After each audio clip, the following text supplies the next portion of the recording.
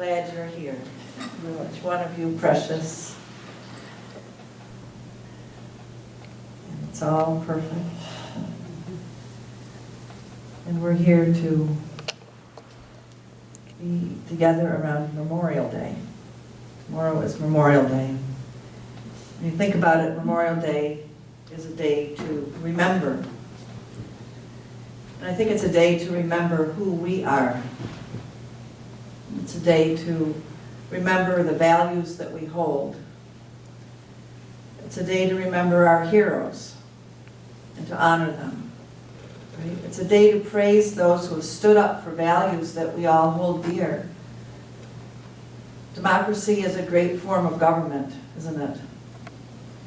And we need to uphold it, value it. We've got to be spiritual warriors for peace these days more than ever. We've got to renew our dedication to being our whole, powerful selves. Our God-seed selves have an imprint in us, and we know what's got to come forth on planet Earth. And it's time for us to trust that more than ever. It's time to dive deeper and to feel more and to come together oftener. Last evening, I was in Lithia Park, just as the sun was setting, with a large group of us gathered, quite spontaneously, drawn by Facebook and by quick texts back and forth. We called out to one another to come forth, to be together, because we needed to honor a hero in our midst, one who just fell. His name is Taliesin, or maybe it's that he rose. Do you recognize the origins of his name, Taliesin? Taliesin? T-A-L-E-I-S-I-N. Taliesin. Taliesin. With an E. Taliesin. You recognize the origins of that name, right? It's the name that Merlin had, the secret name of Merlin, and it means the one with light on his brow. Taliesin is the son of our dear friend Asha, founder of the Pacific Domes Company here in town. She's the benefactress of many, and she's helped so many young people. And it's her son who was killed on Friday night. Asha has 7 children, and Taliesin was 23 years old. He was doing really well. He just graduated from college. He just bought a house where he was going to bring together young people to live in loving community with each other, to live in the great harmony. He was always a bright light kind of kid. On Friday night, he was riding the commuter train home in Portland, and he witnessed a huge outbreak of violence against 2 Muslim women. A white Nazi supremacist guy was screaming out profanities at them and physically threatening their safety. So Taliesin and 2 other brave guys tried to talk with him and get him to stop. And then the worst of all things happened. This enraged, hateful man pulled out a knife and murdered them, attacked all 3 of them. 2 of them died, and 1 went to the hospital and lived. But Taliesin and a man named Mike, I think the other man was Rick, that's right. He was running for city council. He had 3 children, 53 years old. And Taliesin, this wonderful 23-year-old, died. As peace ambassadors, right there, the train station, with everybody watching. But Taliesin, you know, he and all of the people there witnessed a hero. He was a hero. He rests in peace. The victory is his. He walked his talk. He lived his love. He stood up and said no to violence. So we've got a calling. You know, whenever we are close to something like this, especially, we've got such a calling on us to continue with brave and time-sensitive actions. individually and collectively, just to examine ourselves and think, how are we saying no to fear? How are we saying no to hatred? How are we saying no to things that shut people down instead of open them up? All of us were saying there last night in the park, let's not let the sacrifice of this boy that we watched grow up in town. And I've lived here 14 years, he's 23. I've known Asha's family through so much. I've counseled her family. I know them deeply and heard her talk about him through the years. And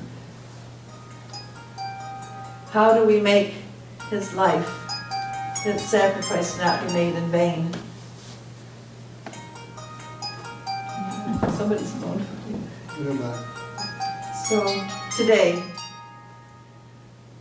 I want us to be together in deep meditation, prayer, song, thoughtfulness, sharing with each other. Because when things like this happen, it is such a deep calling that we are here to have a different kind of planet Earth. We are here because we've got different visions for what has to happen here. And someone stood up at the ceremony last night and said, it's got to stop now. Now. It's time now for the end of all this on planet Earth. Do you agree? Yes. So in the very beginning here, I just wanted us to create our sacred space together by going into a meditation together. Welcome, welcome, come on in.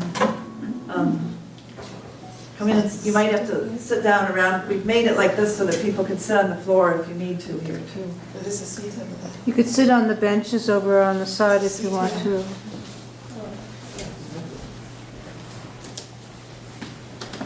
I think I'm just going to repeat briefly what I just said so that they know what I'm talking about. I was just saying that last night I was in the park at Lithia Park because about 400 of us spontaneously gathered to celebrate the life and the sacrifice of this young man, Talishan, whose name means Merlin, the one with the light on his brow. 23 years old, he grew up here, we all know him.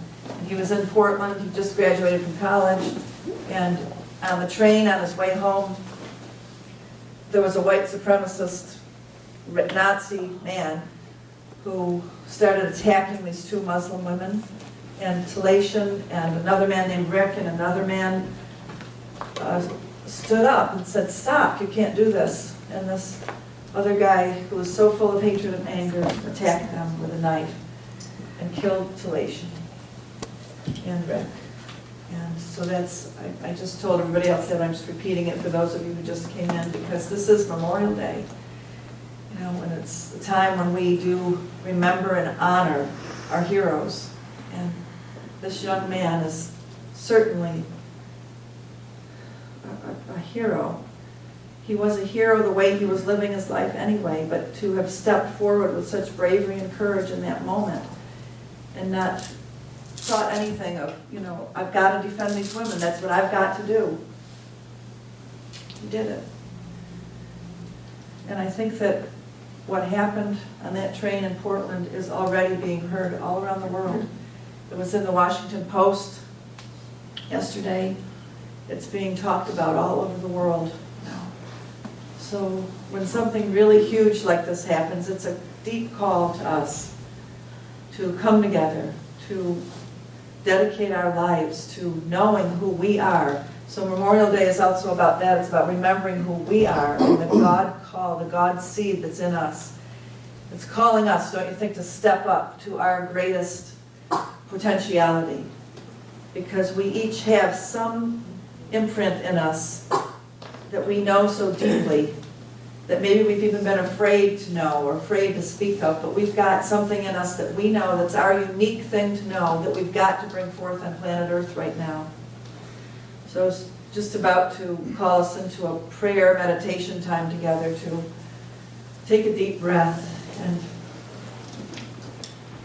I want you to allow right now, as you breathe deeply and get settled in and feel your hips on the chair there and feel your breath deepening you, into a relaxation, even in the midst of hearing about trauma, that we can ground and center ourselves and be in this place of the seat of our soul. So take another long, slow, deep breath and feel your energy coming down into your hips, down into your legs, grounding yourself. Because I want you right now to allow your spiritual faculty to be activated. As we're here together today, it's time now that you open fully to see the invisible and to hear the inaudible, to feel and sense and experience the great love that surrounds us and is in us at all times. So open right now to feel the great peace. Can you feel it in you? Breathe deeply and recognize the beauty and the wonder that God, the presence of the divine that created this universe, is in you. Can you feel the quiet joy of the creator of all creation loving you? These qualities of love, joy, beauty, peace are real. They are what is real. But we can't see them. Yet we see the evidence of love and experience it. We don't see it with our eyes. We experience it with our spiritual eyes and ears. So that's what I'm talking about right here and right now, about waking up the senses of your soul. Come with me. Let's go a little deeper, a little higher, and open the senses of your soul. Feel within yourself that there is such an igniting of joy in the deepest part of you and gratitude for this life that you have. We are so grateful for this precious human existence, to have this precious human incarnation. So let's really come with each other right now, where our joy and our gratitude reside, in triumph over any negativity, over any pain, over any perception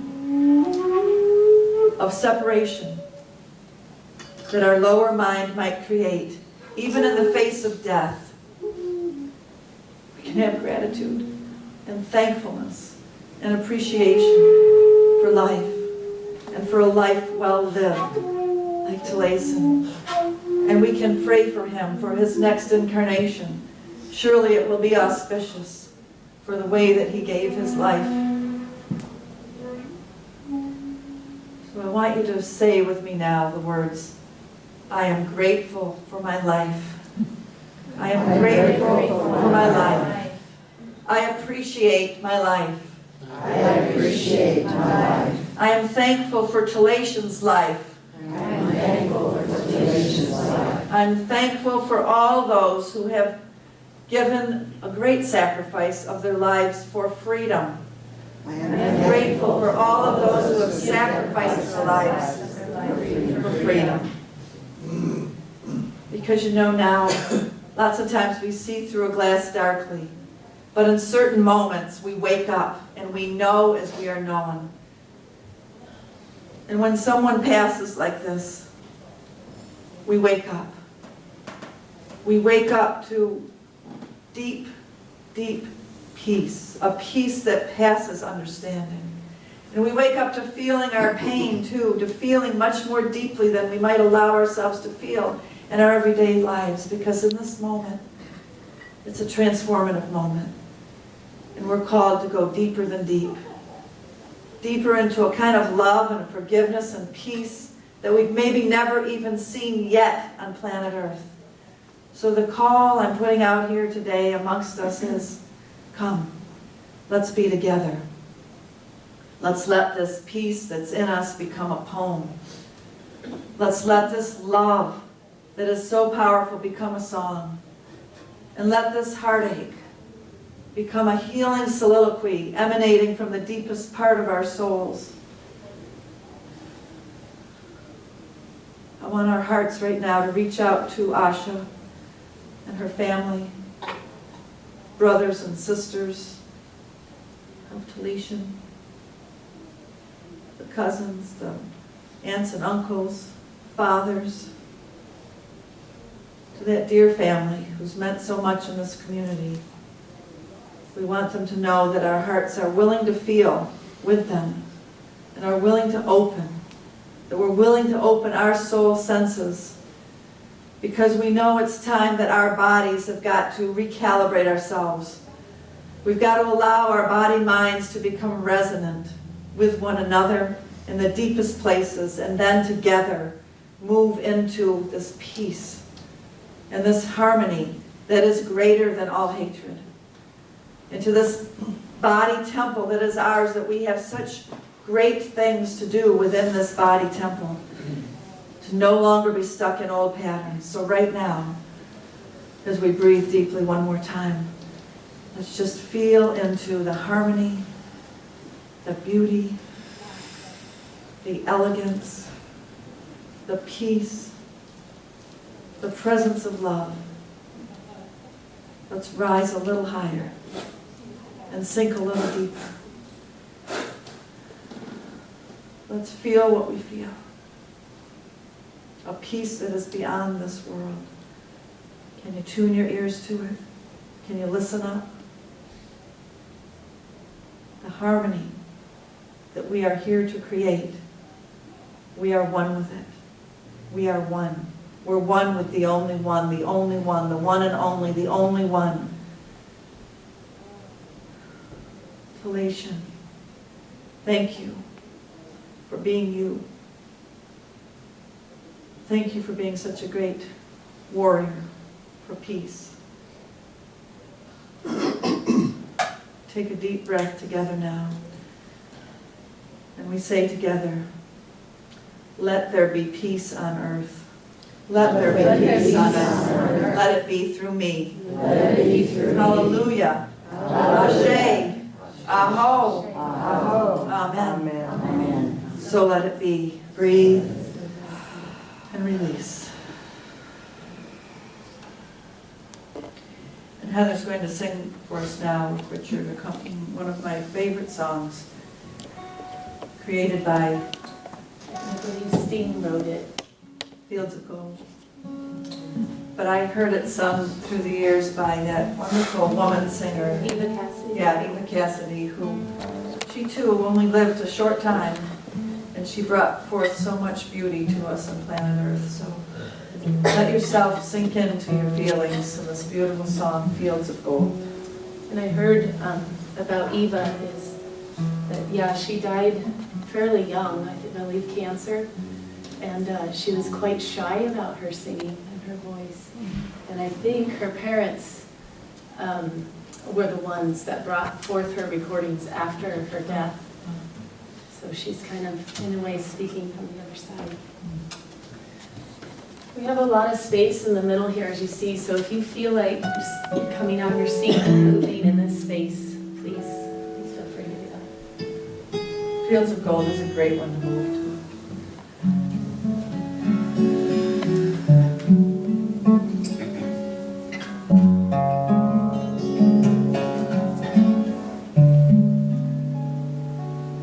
You'll remember me when the west wind moves upon the fields of barley. You'll forget the sun in his jealous sky as we walk in fields of gold.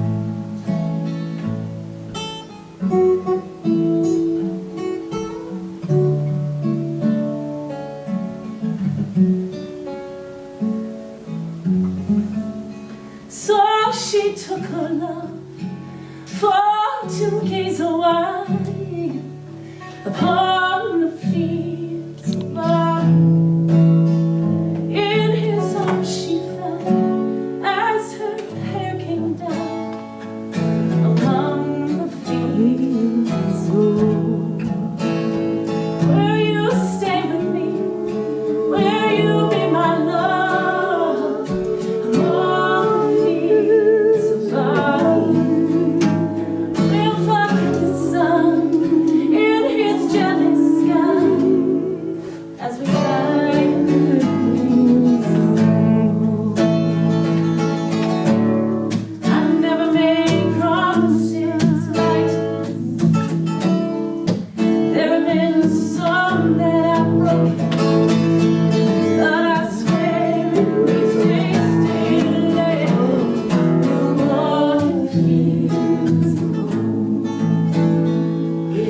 walk in fields of gold. See the west wind blow like a lover's soul upon the fields of barley. Feel her body rise when you kiss her mouth on the fields of gold. Many years have passed since those summer days among the fields of barley. See the children run as the sun goes down on the fields of gold. I never made any promises like there have been some that I've broken. I swear we stay still. We'll walk in fields of gold. We'll walk in fields of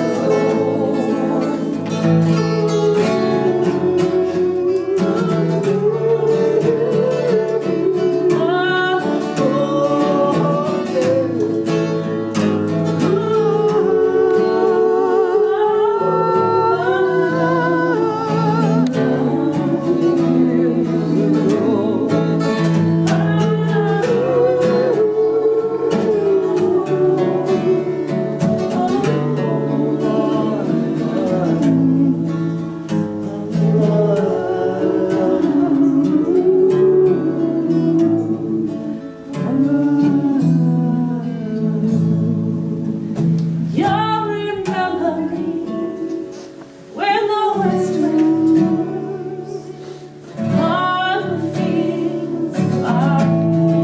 Oh, you can tell the sun in his jealous sky when we walked in the fields of gold. When we walked in fields of gold. When we walked in fields of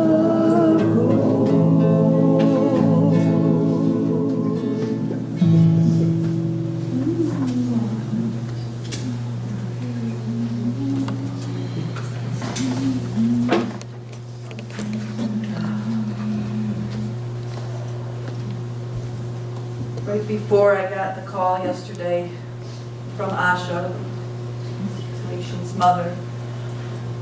She's up in Portland, and she went up there to be with a big vigil they were having up there last night.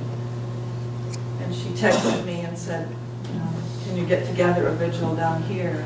And Julie, her other friend that saw it, was also calling and texting. And right before that, I was working on my talk for today, and I had just read online a poem that Mira sent me, and Mira and Julie are good friends, and they were hurriedly then putting together, calling as many people as they could this vigil last night, and Mira had just sent me this poem. So perfect for us for today. What is his name? Talesian. T-A-L-E-I-S-I-N. I always called him Tally, so it's hard for me to pronounce his whole name correctly. But Tally was his nickname. Talesian.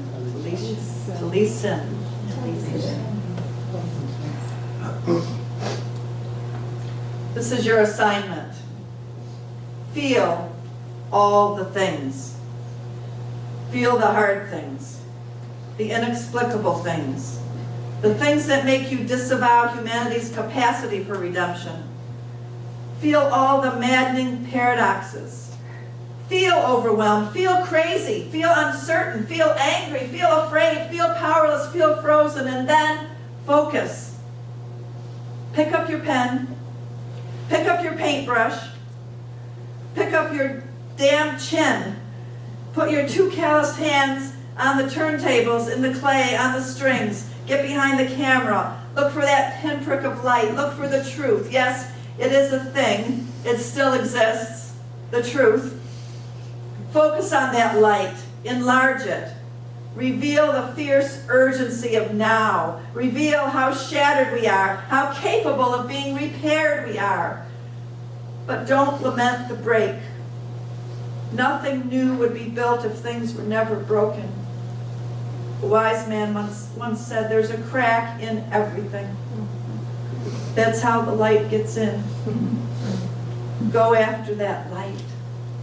This is your assignment. Who's the author of that? Don't know. It's Leonard not there. Jane Sterling wrote that. Just kidding. Leonard Cohen. Well, the crack of light is Leonard Cohen. Leonard Cohen. That Sounds makes like- sense. that sounds- Yeah, yeah. just the crack of light is Leonard. Oh my Yeah, God. they're not the one. Oh.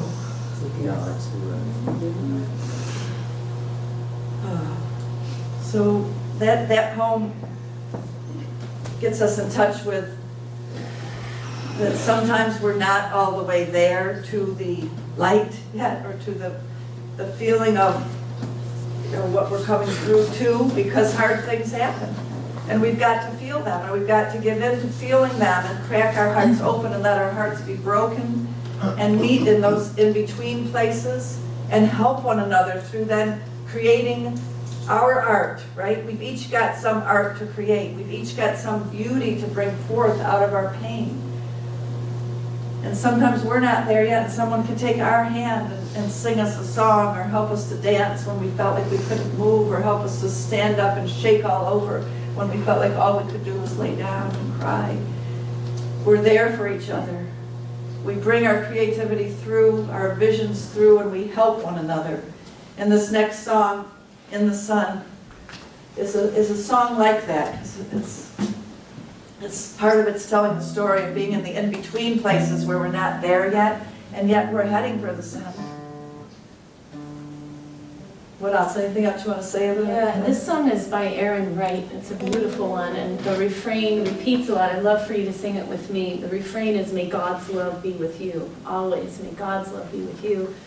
And when Norma first communicated with me about the service earlier in the week, she mentioned also for Memorial Day, remembering those who have fallen under shadow or being caught in between and stuck. And so when I sing this song, I think of our nation and the people in my life that I feel I can't get through to. I can't, find that meeting place in the heart and what's true. So you'll probably feel that angst in the song and the beauty and the simple message of may God's love be with you, just getting back to that prayer. And some of the words, picture you in the sun wondering what went wrong, and falling down on your knees asking for sympathy, and being caught in between all you wish for and all you've seen, and trying to find anything you can feel that you can believe in. I know I would apologize if I could see your eyes, because when you showed me myself, I became someone else. But I was caught in between all you wish for and all you need. I picture you fast asleep. A nightmare comes. You can't keep awake.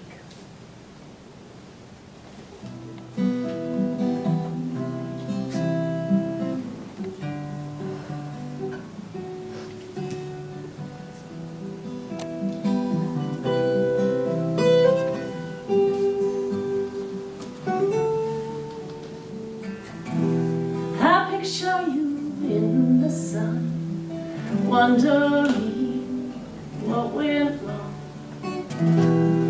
falling down on your knees, asking for sympathy,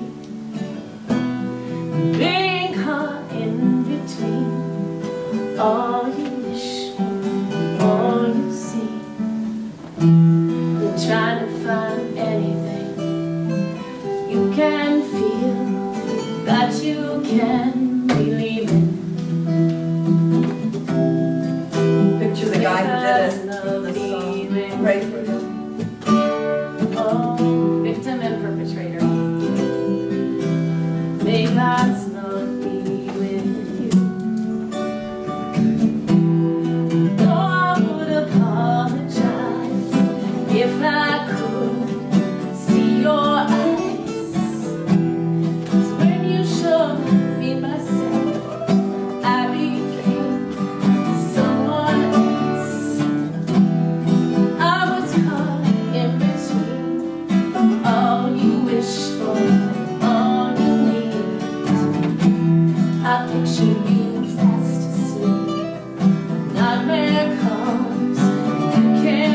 keep waiting. Please sing with me. May God's love be with you always. May God's love be with you always, always. May God's love be with you always. May God's love be with you. Here's the bridge. If I find my way, how much will I find? If I find my own way, how much will I find? Will I find you?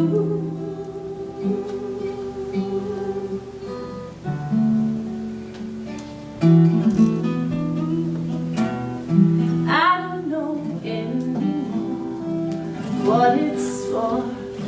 I'm not even sure if there is anyone who is in the sun.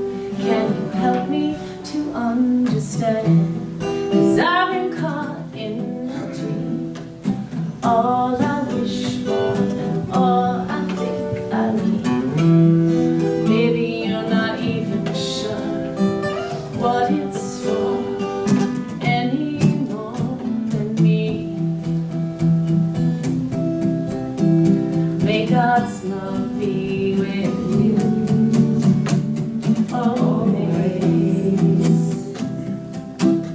May God's love be with you always. May God's love be with you. Maybe sing it to each other. Look at each other. Remind each other. Send a blessing. May God's love be with you always, always. May God's love be with you always, always. May God's love be with you always. May God's love be with you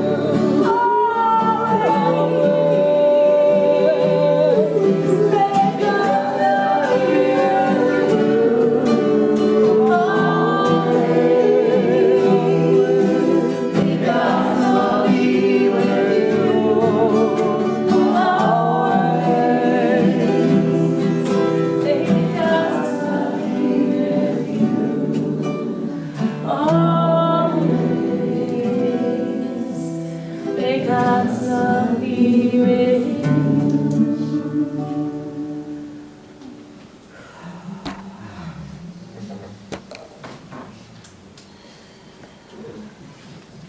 Yes, with our eyes closed right now, if you will. I need a picture of someone that you love very much that you might start to worry about when you're not with them. My daughter's far away right now. You know, when difficult things happen and you're far away from your loved ones, then you pray for their protection. So picture someone right now that you love very much who you're not with geographically. Pray for them. Send out this wonderful love that we're feeling right here as a ring of fire around them. Fiery protection. Powerful love. Angels guiding them, protecting their hearts. And now take this wish for divine love to comfort and heal and protect. Take it to the heart of Asha, the mom, and Chris, the dad, and the children, the kids, and this family. They must be feeling today, and in this moment, may they feel our love. May they feel the comfort that we send them. May we hold them in our arms and rock them and comfort them. And then bring this same love that is the substance of what the universe is really made out of, and bring it now to picture the guy who did it. And all the guys out there and women who do things that are not from their higher selves, that are from this part of them that's stuck in the shadows. And right now we bring to bear, to hold them, to infuse them. This love, light, substance of the divine that fills the whole universe. We bring it to them, that they may feel it, that he may feel it, that he may touch into it today. Oh God, we pray for our planet. We pray for all of the mothers and fathers mourning the loss of their children. We pray for all the grandfathers and grandmothers, and we align our hearts with everyone on the planet today who's suffering in the way that Asha's family is. But we bring our mindfulness knowing that we're here on this planet for a short time. We've got a short stint here, and we are eternal beings. And we are here for a purpose. We are here somehow mysteriously to bring forth more of who God is to every corner of the universe. And so we accept again today our assignment of this incarnation. We accept it. We thank you that we are alive, that we are here to feel and know, and to feel deeply, and to know love, a deeper love. That's what you're calling us to through everything. We pray for our nation, that this democracy will be valued and will spring forth into its new blossoming of yet a greater form of freedom and justice and liberty for all. We see it. We see it happening. And all of this, all of these prayers we hold now together. Let's touch one another, touch each other's hands, connect with each other.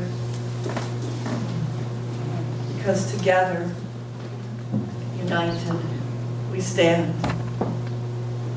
Divided, we might fall down, but united we stand. We are stronger for being together, and we're so thankful for opportunities like this to come together and feel together and know together the love that is stronger than death. The love that is eternal, that resides in each one of us and fills our hearts even in moments like this, like spring dew. And we breathe it in like flower essence. And we let it pour over us right now, like a spring of living water, healing, flowing through us with great healing power. We imbibe it, we drink it in. We drink it in like a plant drinks in the sunlight. And we behold the glory that we are here to manifest in one another. And so it is. Say with me, and so it is. So it will be.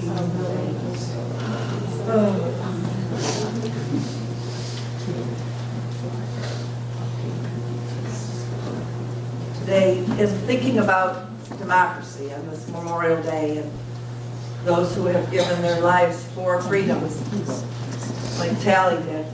I want to talk to you about another young man from a long, long time ago.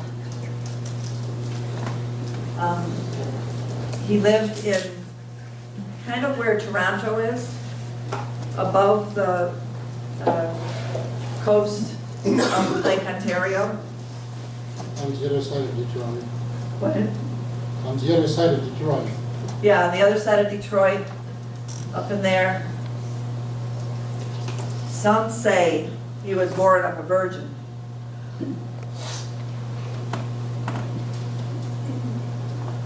Sometimes things like that are said trying to describe that women have something to offer. You know, what women see and feel and birth can change the world, and not to discount men's part. This is a man I'm talking about that was birthed from supposedly a virgin birth. Did you know there were more than one virgin birth has happened on the planet, so to speak? I've heard of them all over Europe and in different places all over the world. Well, this birth happened a long, long time ago in the 1200s. And this young man was a bright light. His family knew it, his tribe knew it. And when he was still quite young, he felt to do the impossible. Have you ever felt that? Have you ever had a dream that you felt like, it's pretty impossible, but I know I've got to do it. I know I've got to believe in it. I know I've got to find a way somehow to bring it forth on planet Earth. I had dreams like that when I was young that I didn't really dare to speak to anybody because they seemed so wild and so impossible. Well, he had a dream like that, and it was that there would be a great peace that would come across the world, his known world, that there would be an end of war, a total end of war. So he did his first impossible act. He built a canoe out of stone, white stone. And you know, stone doesn't float, does it? Have you ever dropped a stone in the water? Has it ever floated? No. He built a canoe out of white stone, and so that drew a lot of ridicule and a lot of people saying, you are crazy. And then came the day for him to set that canoe out into the water of Lake Ontario, and all the kids drew around to make fun of him, and all the adults drew around to try to comfort him when it sank. But it didn't sink. It floated. And he got in it, and they said that it rode away at a speed of light, like a speed they had never seen. It was like, shoo, and it rode right out into the middle of the lake and beyond the horizon, and he was gone.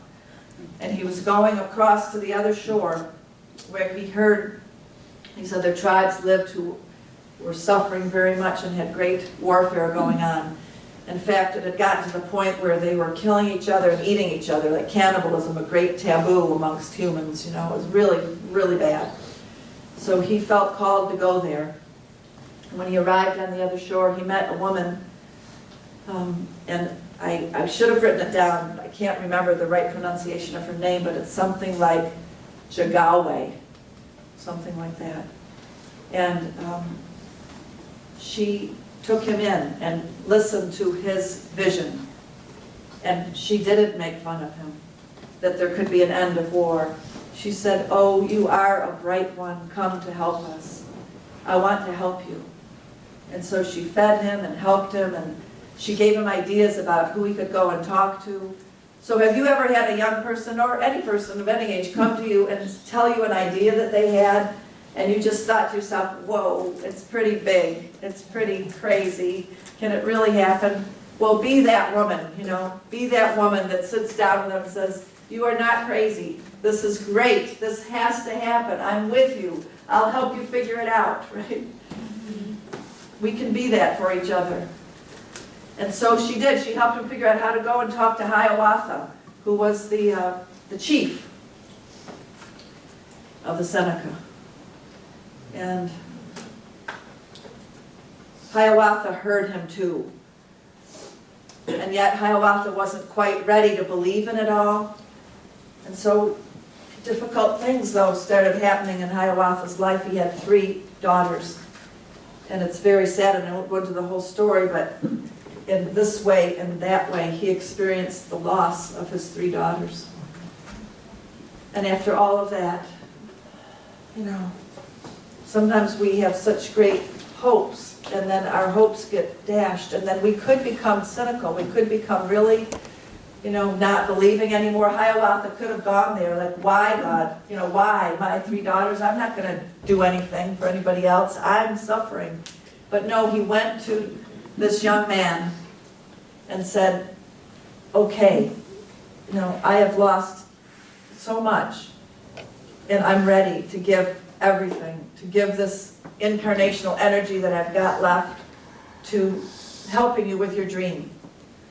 And so he went with the young man to the heart of the problem. And sometimes that's what we might have to do. You know, we might have to go and confront the shadow. We might have to go where it's difficult. And so they devised a plan to go to this guy who was a murderer, who had killed many people, and who was apparently heartless. And the image that they have of him is that he had big matted hair, and he had actually snakes living in his hair. And he had gnarled hands and feet, and he was hunched over, and he had a really mean look on his face. It was a scary looking character. So I just want you to think right now of some scary person that you are maybe kind of afraid of on planet Earth. And like nations get afraid of other nations' leaders, you know, like we might be afraid of Putin or other leaders that have been, and nations think, oh, what should we do? Go kill them. But this young man in Hiawatha didn't go there to kill him. They went there to help him to wake up. That takes a lot. And so the story goes that they watched him from a distance for a long time and tried to figure out a strategic thing, but then they couldn't figure it out. So then they just followed their gut, which sometimes is what we have to do. We can't figure it out, and we just got to follow our gut, like our heart gut that is guiding us in a wisdom that's greater than our own wisdom. And they went and climbed up on his roof. And little did they know what would happen. The sun was shining down through the smoke pipe, and he was standing there cooking human flesh. And it was like a horrible scene, but the beautiful young man of the bright light was looking down through that hole, and his face shone into the water of the pot. And the evil guy looked into the pot and saw that face, and he thought it was his own. And he started to weep and said, I didn't know I was so beautiful. I didn't know I looked like that. Maybe I don't need to do these things I'm doing because I look like that. So we shine our light, we shine our faces into the darkness, into the dark shadows of other people's hearts. We shine our love. And who knows what can happen, you know? Who knows what changes can take place in even the worst, hardest circumstances. So that's what I think we are doing in the world, you know? Like, we are the ones who follow our gut into these difficult circumstances and shine our light, and we are bringing transformation. And there are many, many more like us. There are millions and millions and millions of people. There are more like us than any other kind of people on earth. There really are. One time in my life I got to experience that because I went to the Beijing Women's Conference. 40,000 women and men there from all over the world, and I decided to go around asking them what was their spirituality. And they all said pretty much the same thing. They said, well, we might have our religions, but our spirituality is that we go out in nature and we feel the love and the power of the earth, and then we go forth and we love other people. That is it. That's amazing. And people all over the planet know that and feel that and are humming with that vibration. And so when that happened to this man who had been very wicked, the other two, Hiawatha and the Ganawida, came down from the roof and were able to talk with him. And eventually they were able to persuade him to come and to bring his people out of fear, because he was the chief of the Onondagas, to bring his people out from under the reign of fear and to bring them all to join the great confederacy for peace.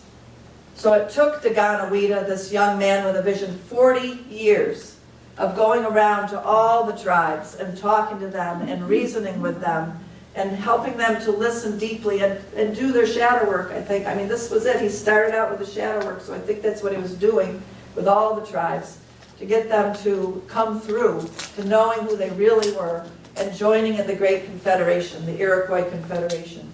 So it was a democracy. It was a democracy. I just want to read you something about it.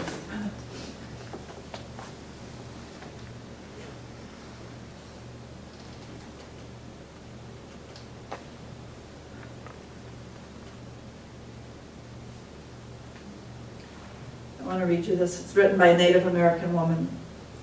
The truth is, you know, that the United States Constitution is modeled in both principle and form on the great law of the Native American peacemaker. This is absolutely, unequivocally historical fact. While there may have been other influences, when compared side by side, the influence of the great law of peace is irrefutable. In 1987, the United States Senate acknowledged that the great law of peace of the Iroquois nations served as the model for the Constitution of the United States.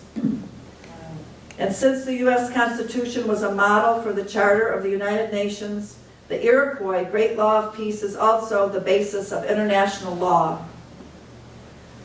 When the Founding Fathers looked for examples of effective government all over the earth, and for human liberty upon which to model a constitution and unite the 13 colonies, they found it in the government of the Iroquois nation that had come out of the dream of this young man. In the 18th century, the Iroquois League was the oldest, most highly evolved participatory democracy on earth. It had gone on from the 1200s to the 18th century continuously with no war amongst all those tribes for all that time.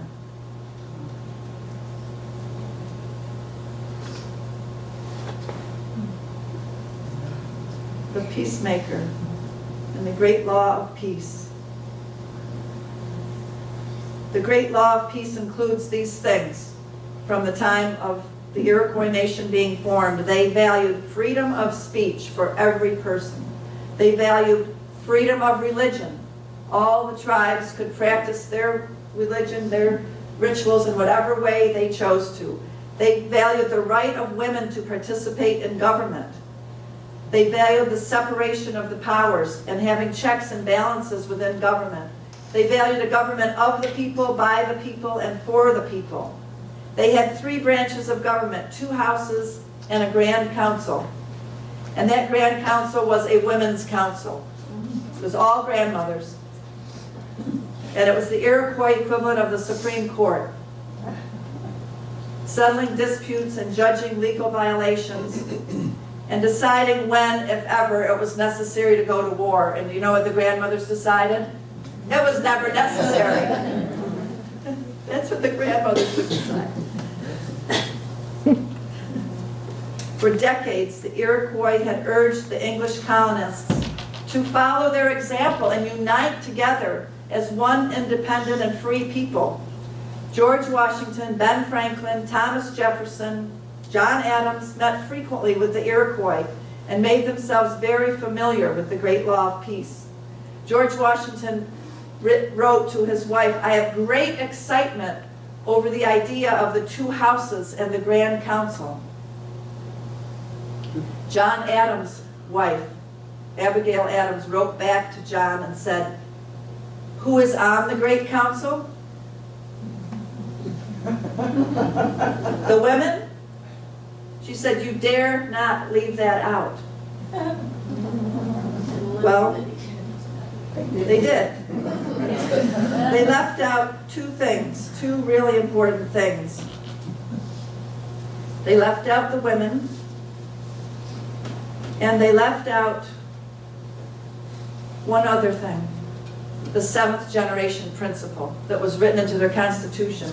The Constitution of the Iroquois Confederacy states that chiefs must consider the impact of their decisions on 7 generations into the future. Wow. Wouldn't that be something? right? So they left out two really important things. And then I also looked up this week, there's sites where you can look up the history of the Iroquois nations. And it's really sad to look it up after the 1700s, because here they were trying to share this amazing peacemaking plan with the white people that were coming.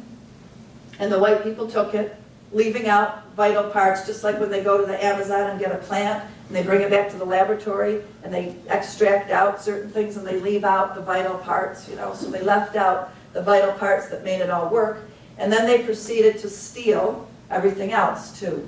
So they had all these supposed treaties, they called them, which were land grabs, one after another after another. So from the 1700s through the 1900s, the Iroquois history is just a series of them trying to have peace with the whites, and the whites taking more and more and more. So it was really sad to read that this week, and to know that we are now suffering in this nation because it wasn't founded right, because it wasn't inclusive like that.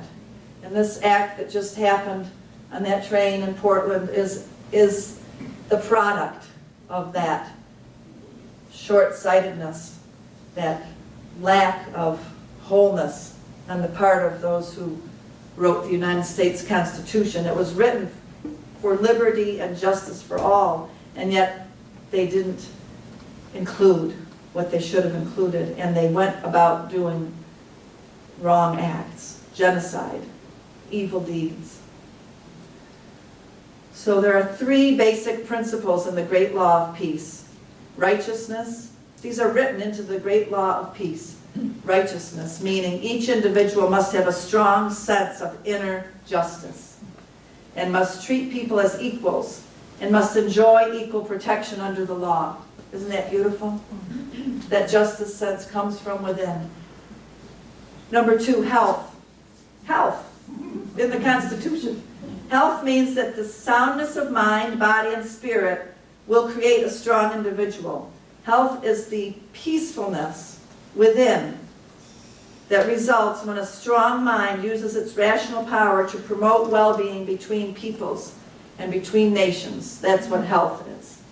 And so health was an important part of the Constitution. Power, the third thing. This is what the Iroquois law says. The laws of the great law of peace provide authority, tradition, and stability if properly respected by the thoughts and actions of everyone. Power comes from the united actions of the people operating under one love, with one mind, one heart, and one body, being a one-hearted person. Such power can assure that justice and healthfulness will continue. People and nations need to exercise just enough power to maintain the peace and well-being of the members of the Confederacy. Just enough to maintain the peace and well-being of all the members. Those are the three principles. Please tell people about this. Please remind people what our Constitution is about, and that we've got to get those pieces back in.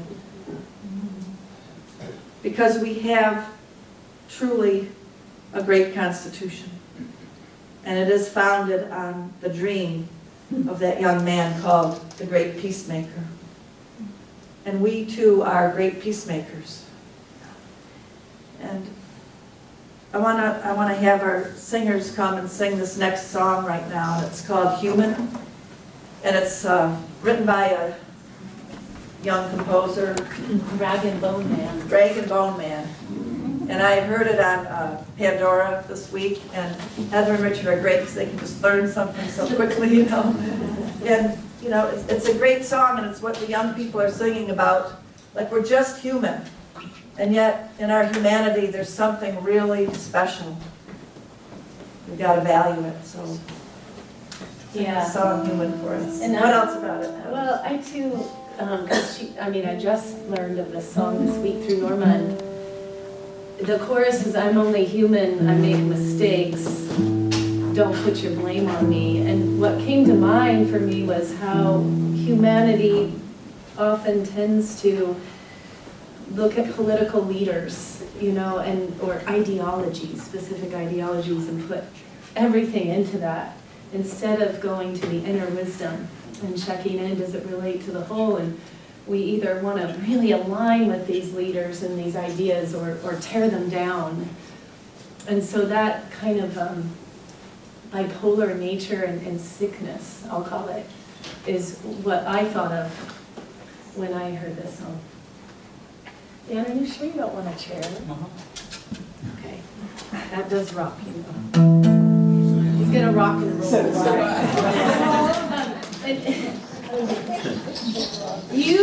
I really encourage you, if you feel it, which you probably will, to dance, because it's kind of a funky beat. So we can use all this space here in the middle.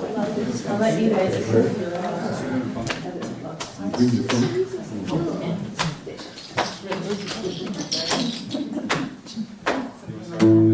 Yeah, let them start.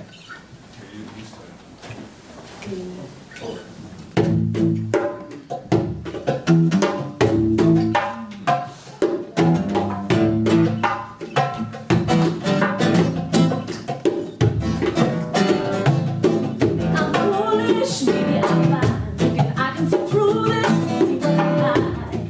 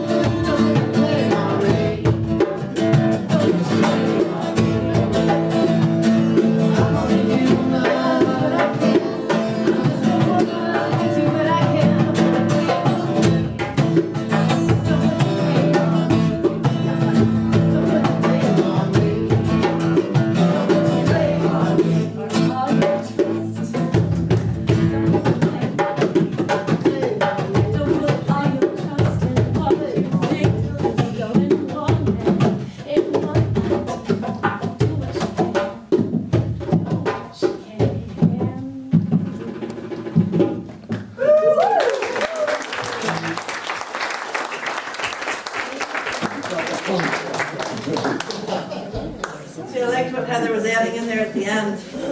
Don't put your blame on me, but then don't put all your trust in one man. Don't put all your trust in one woman, or one, view of things, or one politician, or we're human, and we're all human together. I think that's a really powerful song because I love the feeling of stamping your foot and saying, don't put the blame on me. Have you felt blame put on you in your life? Have you been a black sheep to some people? So it's very liberating to get to that point to say in our lives, don't put the blame on me. But then also to take it that other step, like don't put the blame on the guy with the knife. Don't put the blame on Trump. Don't put the blame on Putin. Don't put the blame on. Whoa.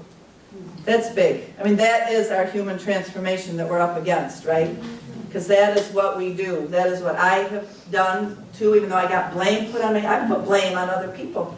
That's not right. It's not going to get us where we need to go. So, It means take responsibilities. yeah, take self-responsibility. Yeah, do our inner shadow work and bring it all the way through, because then our perception shifts. Our perception shifts and we see everything differently. We see it all through the eyes of love, and we see our oneness. We see our oneness with those that suffer in many ways. We see our oneness with people that are mentally ill. We see our oneness with people that are suffering all over the world. We feel it, we see it, we know it, and then we're not blaming anymore. I want to take you on a little inner journey right now, because the truth is that we are one with everything. We are one with everything. And when you take it a step further, everything, this is what Native people and spirituality believed, everything is God. And God is everything. So if everything is God, then everything God is, I am, and everything I am, God is. Everything God is, I am. And everything I am, God is. Everything we are, God is, and everything God is, we are. We.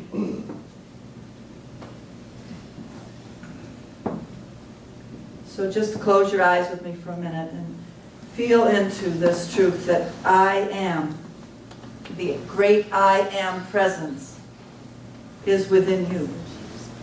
The presence of however you want to name God, Goddess, great Creator, is personifying itself as its very life in you. So whenever you say I am, be careful what you put behind it. Not I am sick, I am wrong, I am weak, I am lacking. Say I am divine abundance. Say I am joy. Say I am infinite. Say I am love harmonizing this world. Say I am prosperity flowing out to everyone on this planet. Say I am great generosity. Say I am all intelligence of the universe. Say I am divine. Say I am unique. I am unique. I am unique. The essence of love. I am the essence of love. I am divine. I am divine. Now you just go right where I want you to go, because now I want you to open your eyes and look at your neighbor and say, you are unique. You are There is no one else like you. You are the image and likeness of God. You are absolute health. You are absolute health. In you resides love enough to heal our world. In you resides love enough to heal our world. The infinite power and peace of God are in you. The infinite power and peace of God are in you. How does it feel to be seen that way? That is who you are.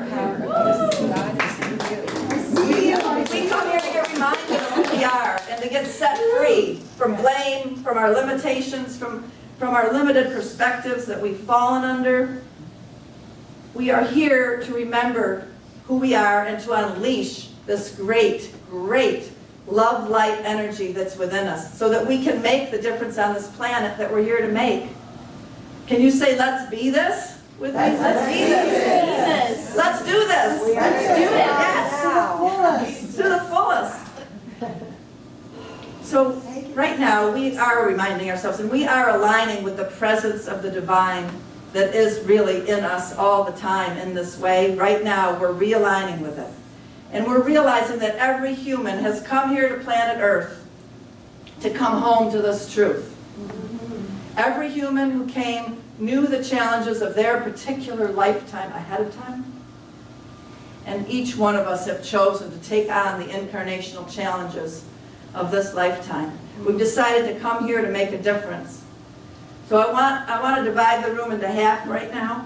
And starting, Patty, over this way, I'd like all of you to stand up for a moment. The half. And I want this half over here to look at them and to realize these beings of light came from another dimension and they chose to come here to planet Earth to take on their particular incarnational destiny with all of its deep feelings, all of its suffering, all the things that they've each been through, to learn these things and to bring the love and light of creation through in their own unique way to a higher place. So let's give them a big hand of thanks.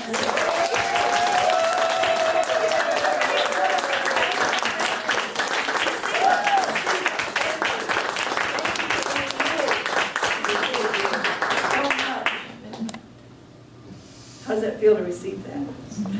Thank you. Now you may be seated. And now you stand up. Now we are going to look at these beings over here and just look at them with great appreciation because they came and chose this particular incarnation with all of its challenges, with all of its delights, with all of its deep feelings. They chose it from a higher consciousness to come and be here to learn all that they have to learn, to bring God through, to get to know God in this universe in a whole new way that only they can bring to us through their unique selves. And we're so thankful for you. Let's give them a big hand.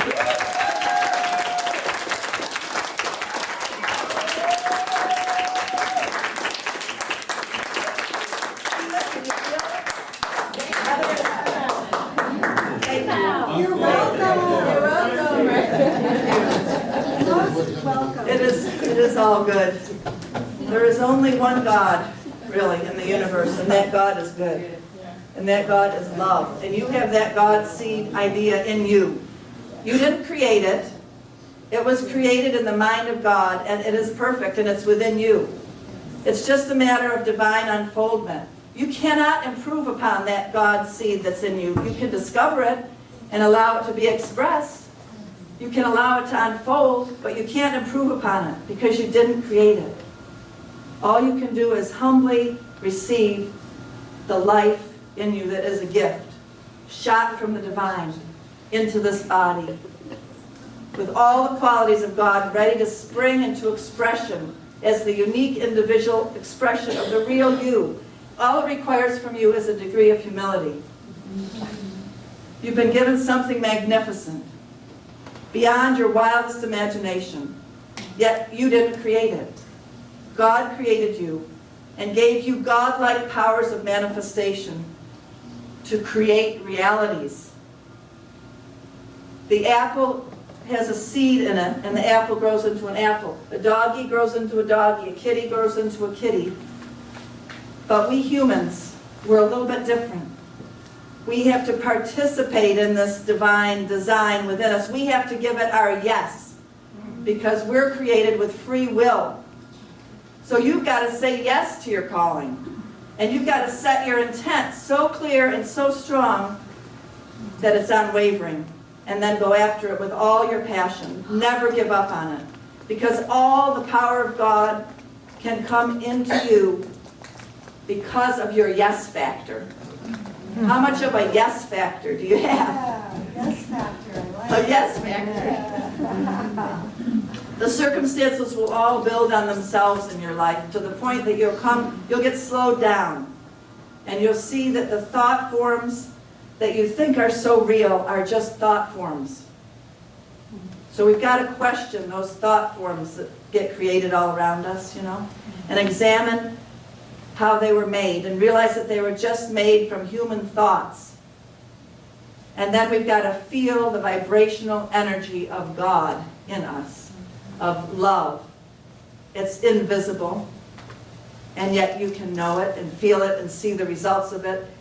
And then your will witness this invisible presence within you. And you witness at the same time amazing things happening that you never thought could happen as you draw your attention and focus there.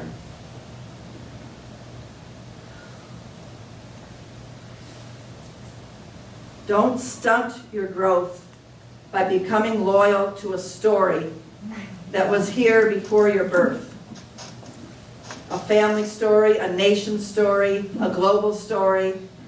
Everything before this moment is the past. Really. It's someone else's story. Your story, because you're still here, has not been told all the way yet. That's right. You did not come here to live out the never-ending story of someone else. No. Yeah. Your story is fresh, and it's unfolding right now. Like, for example, my grandmother had hay fever, and I thought to myself when I was young, well, I'm probably going to have hay fever too, and so then I did. And then finally I got to the point when I lived in New Mexico and I had really bad sinus reaction to the pollens there, and I just said, no more. I'm going to break this. It took me moving away from New Mexico, which maybe was all part of it, that I had to do that, but I did get myself to a place where I don't have hay fever. And there are other things in my life that I'm still living out the old stories of, but I'm getting myself to those places where, no, I'm not living out the old story anymore. That's what we've got to do, right? We've got to let go of those stories that no longer serve us, stories that we've inherited. We can still love the people and be loyal to them, to our beloveds, but we don't have to live out the old outworn stories. We can heal our lineage. We can really say the buck stops here. We can heal it completely in this incarnation. And that's what we're setting out to do. Take it to a new level. That's what something like Tally's death wakes us up to again. We've got to take it to a new level. Don't be loyal to the bad news of it. It's very bad news that he got killed in the way he did. But there is good news. There's good news within it. We are a people always looking for and moving on toward the good news. We're moving on past war and hatred, past divisions and separation, past fear, past cruel expressions of oppression, past stealing of resources. We are moving on into a new world of our creation. Do you agree with me? Yes. Can you feel it? Yes. Yourself? Whatever is around us has been created by some human's thought forms of the past. We need to glorify the eternal presence of divine love within us that is creating beauty. That's what the Navajo said. Beauty can be created 7 generations back and 7 generations forward as we walk in beauty. Beauty behind me, beauty before me, beauty beneath me, beauty above me. That's what we're doing here. That's what we are creating. Have you got a song to sing? A beautiful song? Have you got a dance to dance? Have you got a poem to write? Have you got love in your heart to give to somebody? You've got to do it. You've just got to do all that you're here to do. And it keeps coming new every morning. The grace of God is new every morning. You've got to live your own unique presence of God within you because the cosmos wants it. The cosmos longs for you. You are the beloved of God. Do you know that? There's an intimacy in what I'm talking about here that you should be playing with and enjoying and luxuriating in every day of your life. Let your body be filled with the intimate love of the divine that's calling you to be your unique lover of the beloved self. That's how we're going to get there, to heaven on earth. By feeling that. You know what is next on my words here? Oh, somebody, let's clap.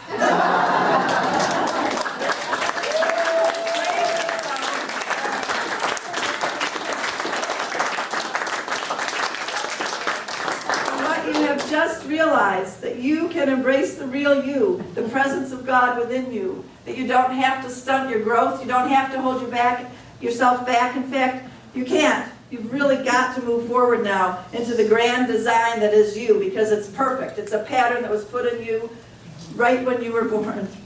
And you are living it out, and you are going on to live your fulfillment. All you've got to do is receive humbly the fact that this love of God is within you, and its glory is going to live itself out. So give yourself permission this week to see the invisible all around you, and to hear the inaudible, and to do the impossible. Come on. Come with me. Come with me, because we've got to go there together. I'm going with you. I am the great peace. You are the great joy. We can celebrate together in the midst of whatever happens, taking our hands one by one, encouraging one another, knowing that we know where we're going, and we can hear it and see it in each other. There is a great hope. And in this moment, to end our time together, I just want to talk to our beloved Tali, who might even be listening, because when a person leaves the body, they become ubiquitous and present in so many places at once before they leave the planet. So I'm sure he's hovering around Ashland, his hometown. And so I just want all of us to put our hearts and minds into seeing, even if you didn't know him, seeing his beautiful face. He had a red beard and long blonde hair and a bright shining face, so loving. So put our focus on him and say, thank you, Tali, for living out your mission of being a great peacemaker. It's beyond our understanding what our callings involve sometimes. And we're only here for a short time. Just 23 years was way too short, but in God's grand scheme of things and the plan that was implanted in you from the beginning, you lived a tremendous life. And your life and death are having a tremendous impact on our world. We thank you. We thank you, Tali. We thank you, Asha, for birthing him. And we know, Tali, that your soul is in great peace, is in the great peace right now. Well done, nobly born one. Go toward the light. You are the light.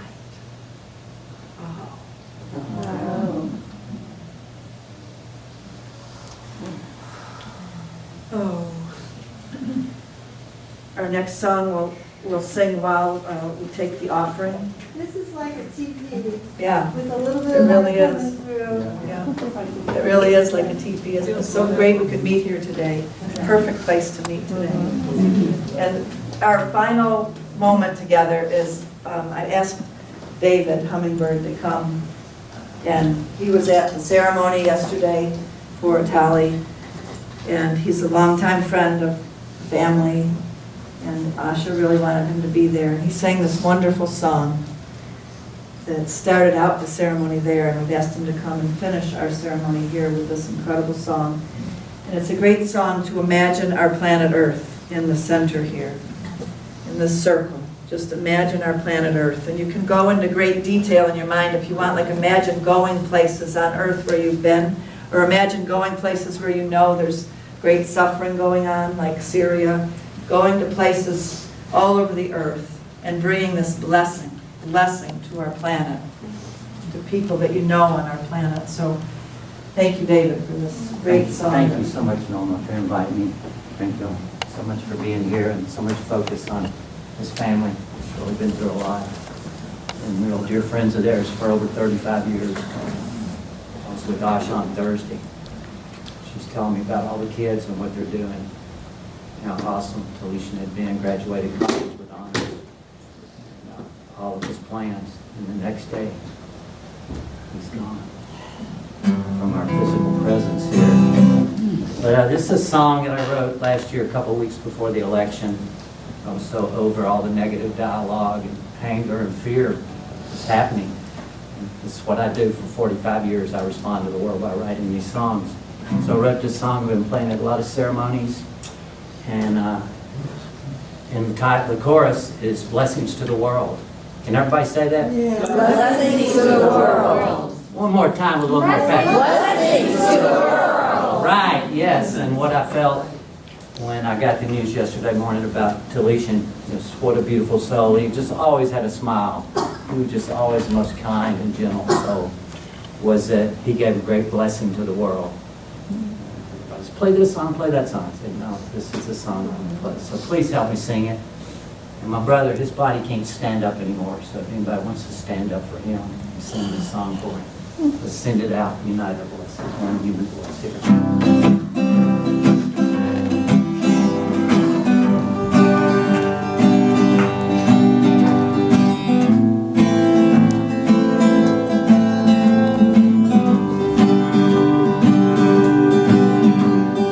Blessings to the world.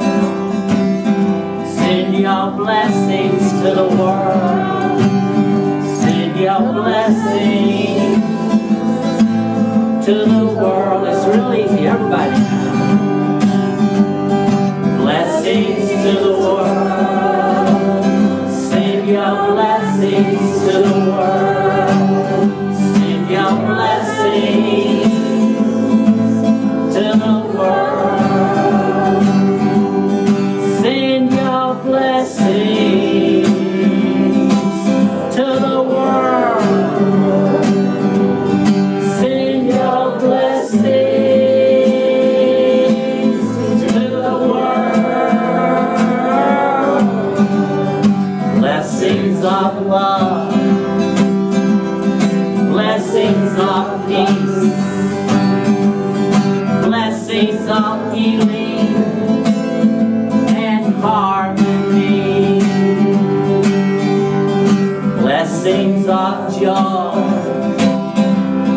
Blessings of truth. Come on, everybody. It's up to me and you. Send your blessings to the world. Send your blessings to the world. Love speaks every language. Love is everybody's friend. Compassion is the way to brighten up the day. So come on, everybody, and let's sing. Blessings to the world. Send your blessings to the world. Send your blessings to the world. Send your blessings to the world. Send your blessings to the world. Your blessings, your blessings, your blessings, your blessings, your blessings, your blessings, your blessings, your blessings, your blessings to the world. Blessings of love. Blessings of peace. Blessings of healing for our global family. Blessings of joy. Blessings of truth. Come on,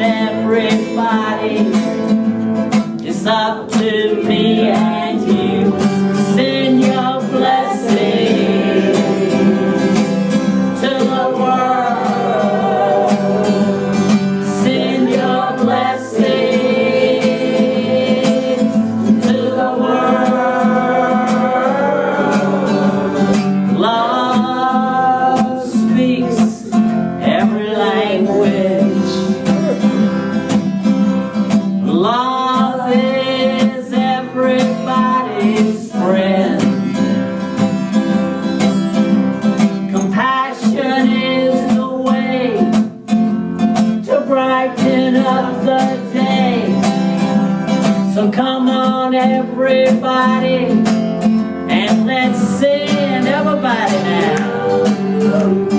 Blessings to the world. Send your blessings to the world. Send your blessings to the world. Send your blessings to the world. Send your blessings to the world. Your blessings, your blessings, your blessings, your blessings, your blessings, your blessings, your blessings, your blessings, your blessings to the world. Blessings to Talisha. Blessings to Talisha. Send your blessings to Talisha and all their family. Blessings to the world. Send your blessings to the world. Send your blessings to the world. Send your blessings to the world. Send your blessings to the world. Blessings to the world. Send your blessings to the world. Send your blessings to the world every day. Take a hold of hands with each other.